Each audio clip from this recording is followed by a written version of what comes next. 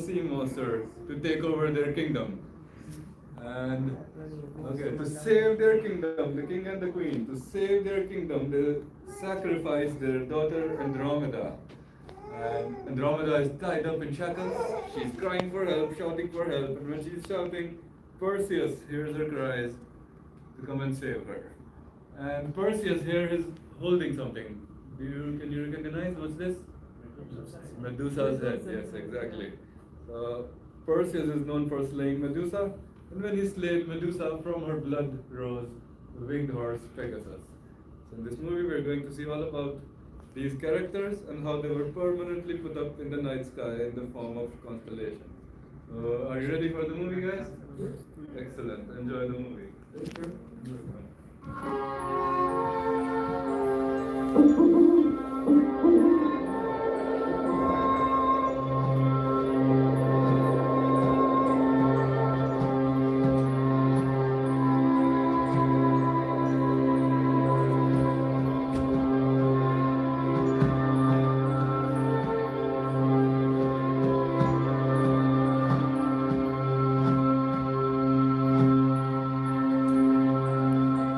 Good evening, ladies and gentlemen, boys and girls. Thank you so much for coming to my class. Today, I'm going to tell you an old and wonderful story, one that I know you will enjoy. Let me just... Now, where is he? Late as usual. Ah, there you are. Well, hurry it up. Our class is waiting.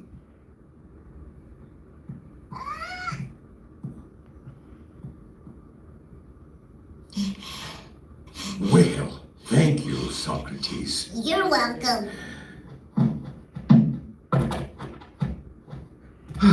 Now, where were we? Ah, yes, the story.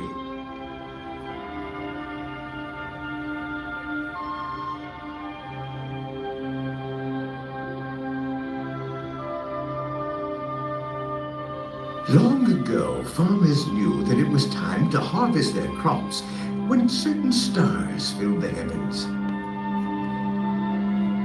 In order to remember which stars were which, they grouped certain stars together to form the basis of an image, like a harp, or a ram, or even a herdsman. These are called constellations.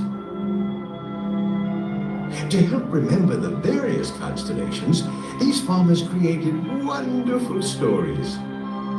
Very dramatic and sometimes tragic. Now, farmers weren't the only people to create these stories. There were poets and early astronomers as well, who looked to the night sky and imagined such wonderful things. The night sky has within its stars one such story.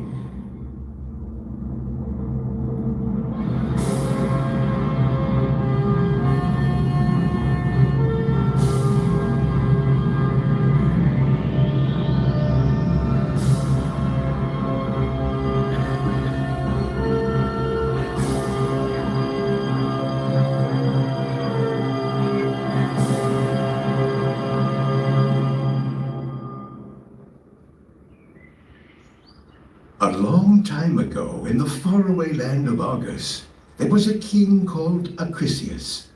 He had a beautiful daughter named Danae, and she loved her father very much.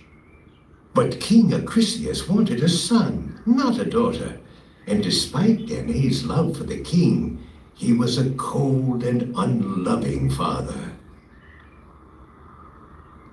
He even went so far as to beg the gods above to deliver him a son. Well, even the gods were shocked at how terrible this man was to his very own daughter, and they decided to show him a thing or two. The gods told the king that they would not grant him a son, but his daughter Danae, the one he despised, would have a son. And to make matters worse, they predicted that one day this son would kill King Acrisius. King Acrisius was now really sorry that he ever asked in the first place, for he was terrified for his own life. He figured the only way to prevent Danae from having a child would be to lock her up for good, making sure no one would ever see her again. So he built an underground house of bronze, which might sound kind of nice, but it was a prison nonetheless.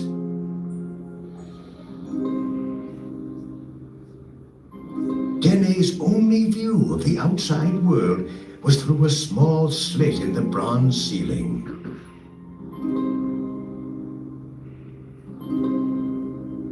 And so the days passed. The clouds drifted by, the stars twinkled and faded, and all Danae could do was dream.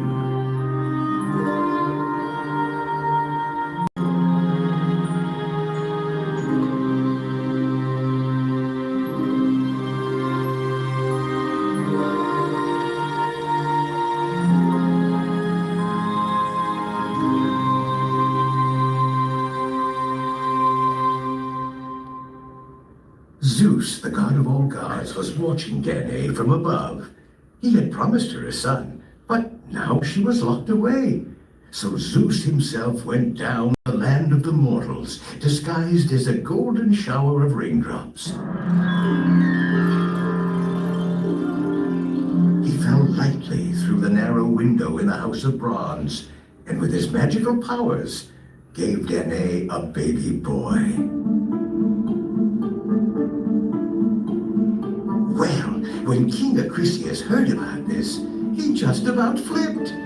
What was he going to do? This grandson of his was extremely dangerous.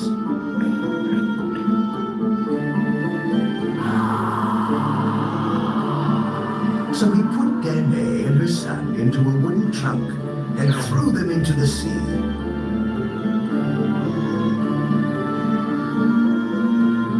Zeus, the all-powerful, wasn't going to let this inconvenience spoil his plans, so he guided the floating trunk to a small island.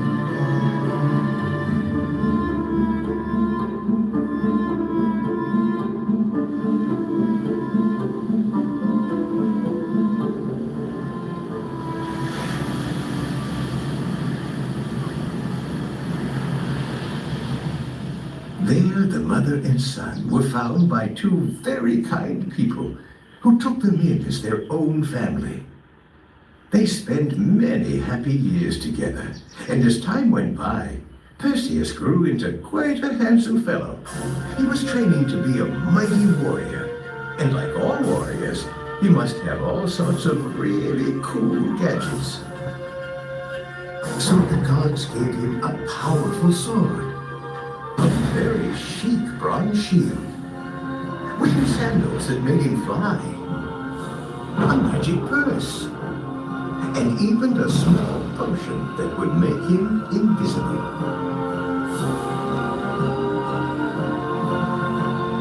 The day came when Perseus was ready to test his courage and skills. He decided to conquer the legendary, infamous Medusa.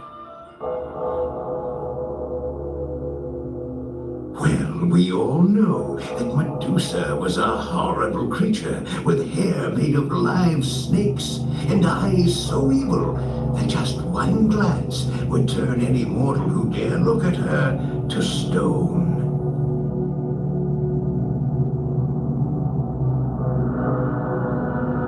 So off Perseus went to the nearby island where the dreaded Medusa creature lived.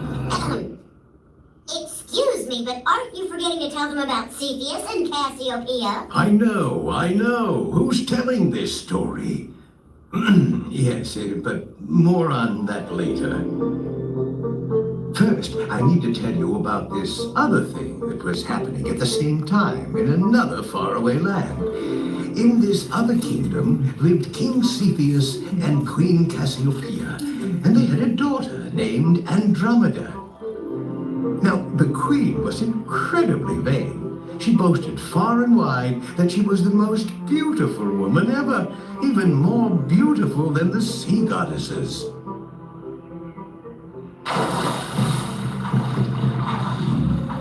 Well, when Poseidon, the god of the sea, got wind of this, he vowed to make Cassiopeia pay. No mortal could be more beautiful than the sea goddesses.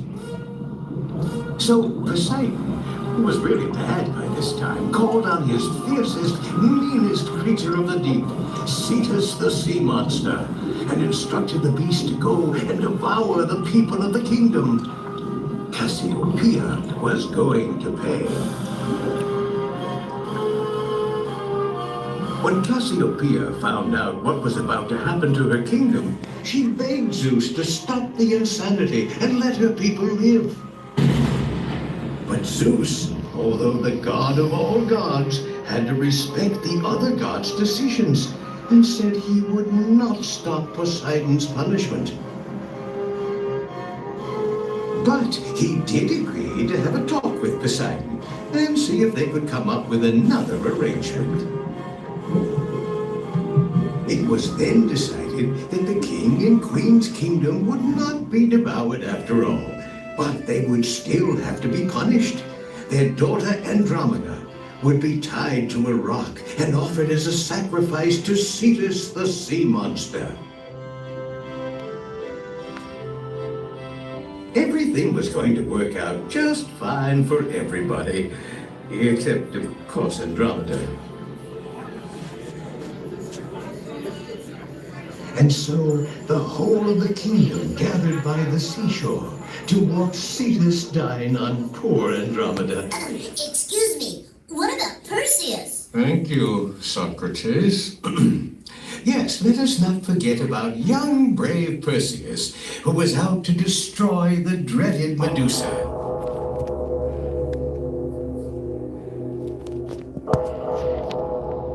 Perseus arrived at Medusa's island.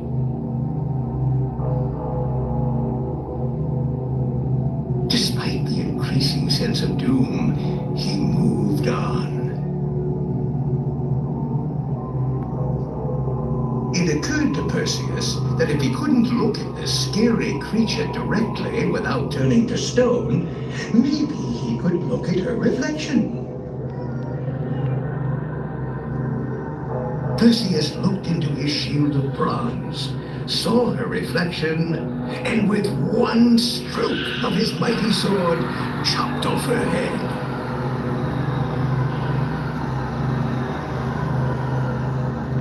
As the blood of her body flowed into the sea, the mixture gave birth to Pegasus, the great winged horse, who sprang from the sea and flew higher and higher into the sky.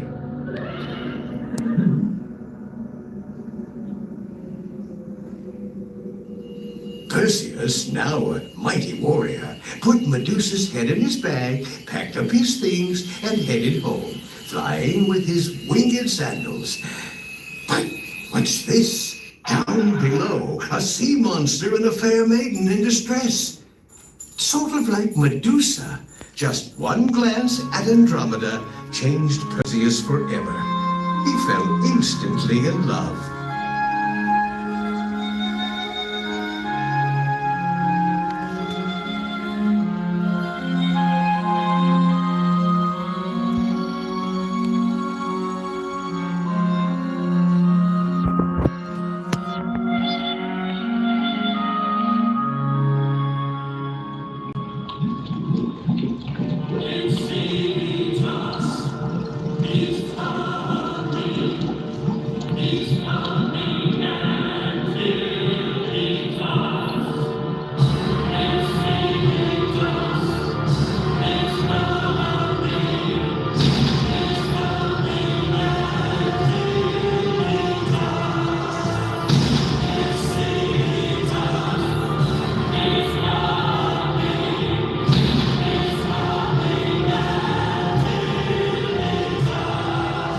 Cetus was closing in on Perseus's new love.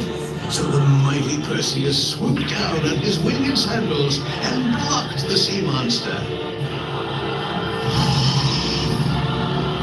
What chance does Perseus have against such a powerful and fierce creature? But wait, he's got a bag full of cool gadgets.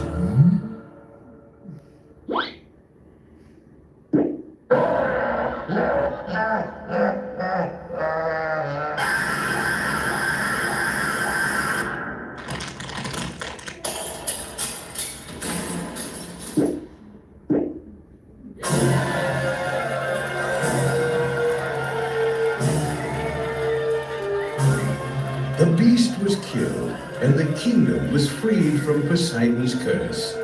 Andromeda and Perseus fell in love, and were soon married, and ruled over their kingdom together for many happy years.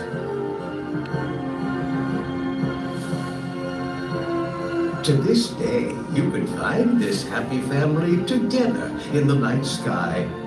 The great king Cepheus, the beautiful queen Cassiopeia, the lovely princess Andromeda, the mighty warrior Perseus, and let's not forget the magnificent winged horse Pegasus. Now that you've heard this story, every time you gaze at the night sky, you will remember them like old friends. That what gets me every time. Each season, you will learn to celebrate their return and miss them while they are gone. Other friends may come and go, but the constellations shall be there for all the seasons of your life.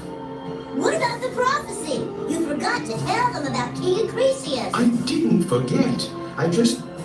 Well, never mind. You were probably wondering whatever happened to the prophecy of King Acrisius. One day, Perseus was practicing his discus throwing for the upcoming Olympic Games. He threw the discus so hard that it flew through King Acrisius's window and hit him square on the head.